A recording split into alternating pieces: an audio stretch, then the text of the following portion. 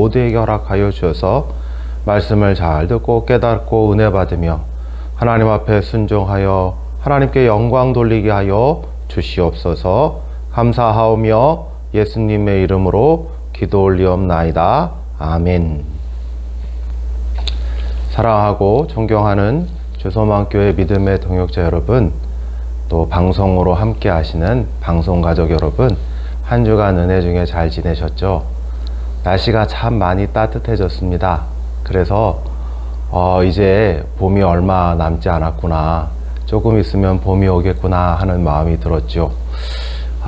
그리고 또 그러던 차에 이 뉴스에서 보니까 이 제주에서 유채꽃이 활짝 핀 모습을 보았습니다.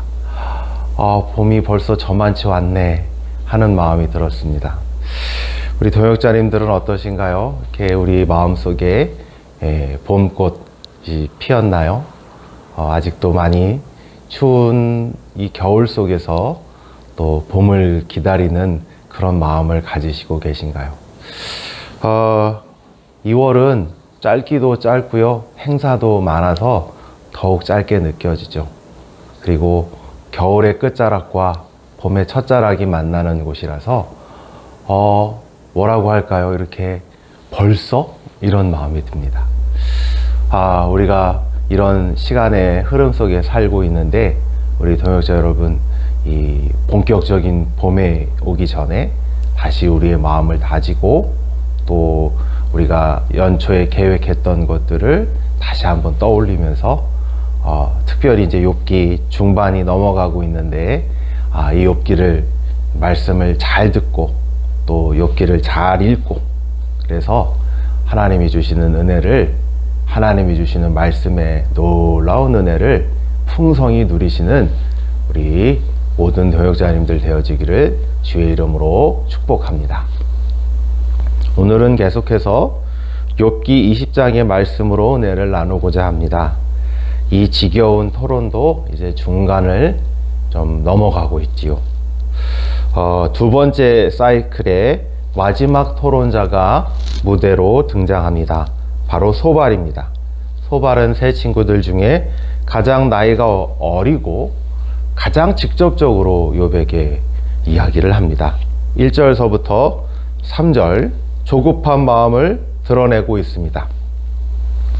2절을 새 번역은 이렇게 번역합니다.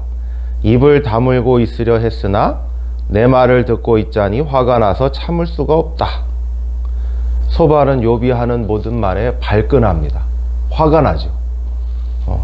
내가 이렇게 여지껏 쭉 토론한 것도 토론하지만 욥이 10부장이 했던 말을 듣고 있자니 도저히 견딜 수가 없다는 겁니다. 말을 하지 않고서는 도저히 참을 수가 없다는 말입니다. 그리고 욥이 하는 모든 말이 바로 자신을 모욕하는 말이라고 생각하고 있습니다. 이제 나를 저렇게 모욕하고 있으니 내 마음이 저거를 그냥 깨닫게 해줘야겠다. 그냥 저거를, 저 논의들을 다 토론으로 내가 알고 있는 지식으로 다 깨부숴주고 내가 정말 내 지혜의 말들을 쏟아내줘야겠다 하는 조급한 마음이 든다는 것입니다. 뭐에 대해서 이렇게 조급한 말이 들었느냐? 10부장, 욥이 나는 죄가 없다. 그러니까 죄가 없다는 게 완전한 자다라는 의미가 아닙니다. 어떤 의미냐면, 내가 지금 나의 형벌, 그러니까 모든 하루아침에 전 재산을 잃고 모든 자녀들을 잃고 병이 생기고 아내는 떠나가는 이런 모든 과정을, 모든 형벌을 당할 만한 죄를 지은 적이 없다라는 것이죠. 그러니까 나는 무고하고, 너희들이 말하는 것처럼 내가 죄의 형벌로 지금 이런 고난을 받는 게 아니고 나는 무고하다. 하늘에는 나를 알아주고 나를 구원해줄 대속자가 계시다. 그가 나를 대변해 주실 것이다. 이런 말에 대해서 지금 분노하고 있고 조급해하고 있고 잘못됐다고 느끼고 있는 것입니다. 지금 이 말이 소발 자신을 향한 말도 안 되는 공격으로 느껴지고 있는 것입니다. 그래서 어서 조금이라도 1초라도 빨리 말을 해가지고 욥을 공격하고자 하는 것입니다. 그러면서 하는 말이 욥에게 4절서부터 29절, 악인은 반드시 심판을 받는다라고 말합니다. 악인 필망론이라고도 얘기할 수 있는데, 악인은 잠시 승리하고 번영하는 것 같이 보여도 이 승리와 번영은 잠깐이라는 것입니다. 잠깐. 길거나 평생에 거치는 게 아니라 잠깐이라는 것입니다. 예, 이 악인은 불의한 제사를 꿀꺽 삼켰는데, 예, 그리고 이게 너무 좋다, 너무 좋아 이러고 있었는데, 그 불의한 제사를 꿀꺽 삼킨 것은 마치 독사의 독을 삼킨 것과 같다라는 것입니다. 그래서 독사의 독을 먹으면 고통스럽고 그리고 결국은 토할 수밖에 없게 하듯이, 하나님이 악인이 불의한 제사를 꿀꺽 삼켜도 결코 토해내게, 뱉어내게 하실 것이다 라는 말씀을 하고 있고, 두 번째 이미지는 이 전쟁의 이미지인데, 악인을 향하여 하나님이 용사로서 철칼을 들고 오는 겁니다. 쫙. 근데 이 철칼을 휘둘르니까 피했어요.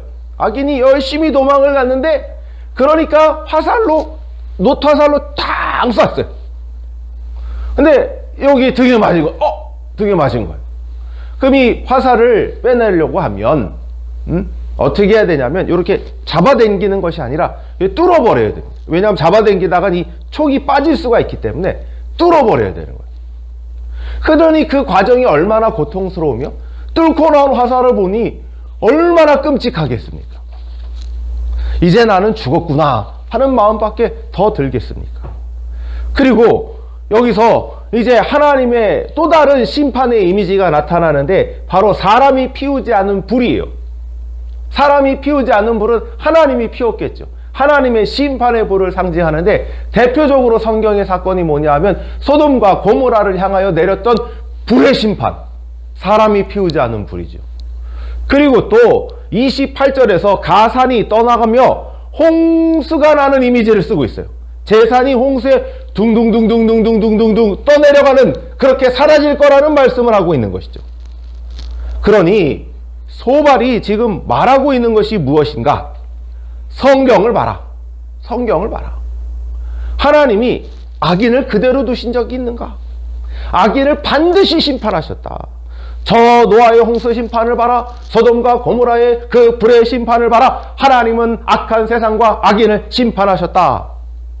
사랑하는 주서망교회 믿음의 동역자 여러분, 그리고 방송으로 함께하고 있는 방송가족 여러분, 이 말이 틀린 말입니까? 아니죠. 정확히 맞는 말이고 절대적으로 옳은 말입니다. 그러면 소발의 말 중에 틀린 말이 무엇일까요? 소발의 노아의 홍수 심판처럼, 소돔과 고모라의 불의 심판처럼 하나님이 악인을 벌하신다는 말이 틀린 말이 아니라, 우리는 오히려 이 말에 찬동하며 찬성하며, 맞습니다, 하나님은 악인을 심판하시고 악한 세상을 심판하십니다 라고 믿는 사람들인데, 무슨 말이 틀린 말이냐 하면 바로 그 악인이 욥이라는 사실이 틀린 말입니다. 그 악인이 욥이라는 맛이 틀린 말이죠. 사랑하는 동역자 여러분, 생각해 보십시오. 그 악인이 초대교회 예수님을 믿는다는 이유로 핍박당했던 초대교회 성도들이라면 맞는 말이겠습니까? 오늘날에 정말 많은 성도님들이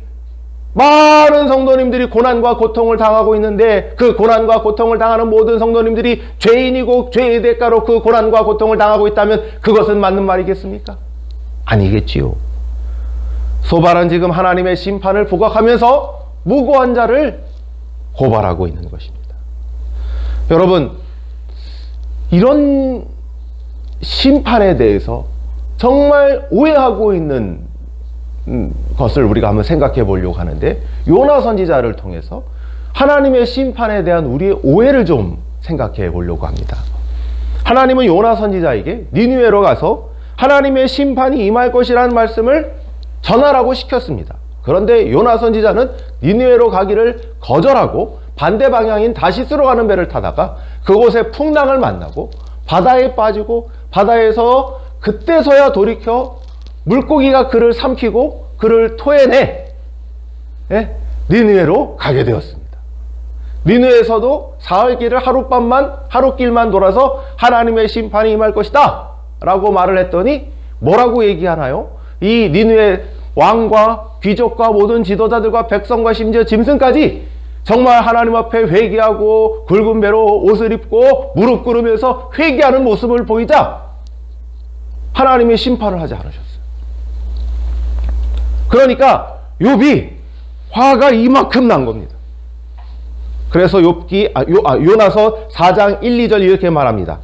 요나가 매우 싫어하고 성내며 여호와께 기도하여 이르되 여호와여 내가 고국에 있을 때 이러하겠다고 말씀하지 아니하였나이까? 그러므로 내가 빨리 다시스로 도망하여 싸우니 주께서는 은혜로우시며 자비로우시며 노하기를 더디하시며 이내가 크시사 뜻을 돌이켜 재앙을 내리지 아니하시는 하나님이신 줄을 내가 알았음이니이다.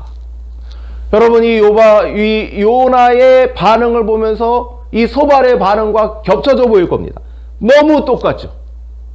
지금 뭐에 대해서 화를 내고 있느냐? 하나님의 은혜와 자비와 노하기를 더디하시는 욥기의 소발은 하나님 앞에 하늘의 대속자가 있고 자기를 구원할 구원자가 있다는 그 은혜의 교리. 요나서의 같은 경우는 니느웨를 심판하지 않은 하나님의 궁율과 인내하심에 대해서 분노하고 있는 것입니다.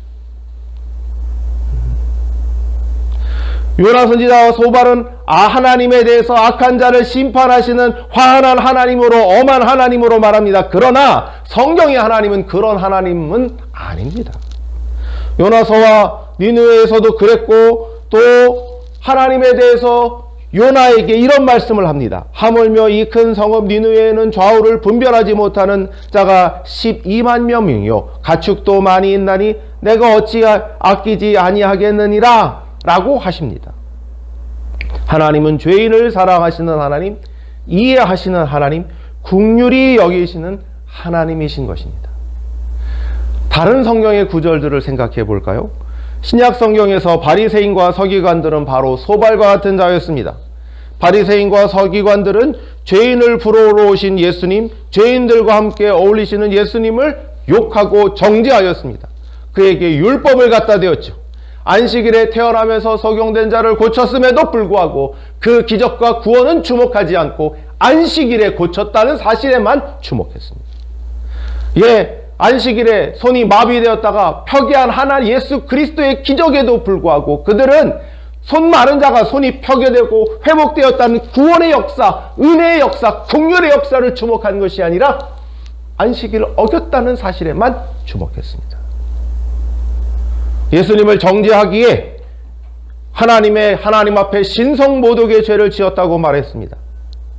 그들은 하나님의 은혜이신 예수 그리스도를 정죄하여 십자가에 못 박아 십자가에 달려 죽게 하였던 것이죠. 사랑하고 존경하는 주소만교회 믿음의 동역자 여러분, 그리고 함께하고 있는 방송가족 여러분, 이런 영적인 공격은 지금도 일어나고 있습니다.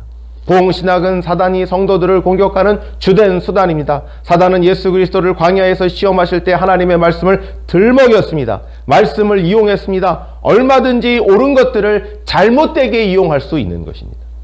특히 오늘날의 이 보응신학은 번영신학과 있습니다.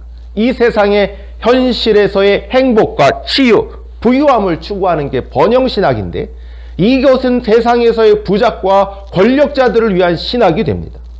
이것에 반대하는 신학에 대해서 흔히들 오해하시는데, 가난한 자, 소외된 자들을 위하는 것이 이것에 반대하는 신학이라고 생각하십니다.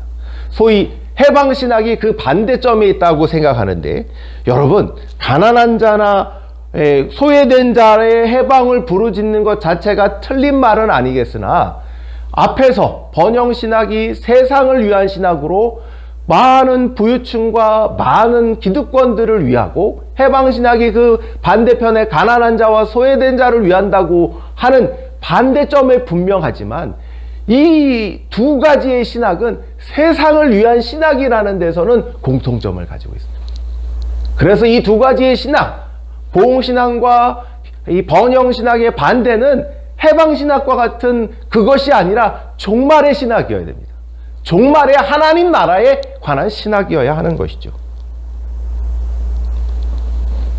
여러분, 이런 이 이 번영신학과 보응신학이 맞닿아 있는 대표적인 예가 새벽기도이고 또 특별히 매월 첫날 드리는 월상예배입니다.